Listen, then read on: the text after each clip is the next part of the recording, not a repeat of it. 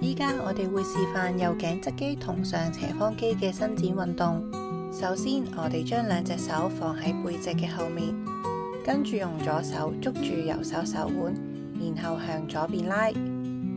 注意我哋頭要面向前方，然後將個頭側向左邊，直至到頸嘅右邊，即係圖片圈住嘅位置出現繃緊嘅感覺。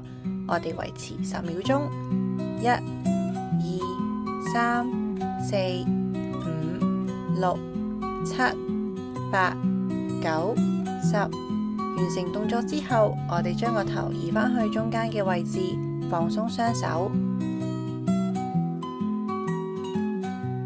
依家我哋會示範左頸側肌同上斜方肌嘅伸展運動。首先，我哋將兩隻手放喺背脊嘅後面，跟住用右手捉住左手嘅手腕，然之後向右邊拉。注意我哋頭要望住前面，然後將個頭側向右邊，直至到頸嘅左邊，即係圖片圈住嘅位置出現繃緊嘅感覺。我哋維持10秒鐘。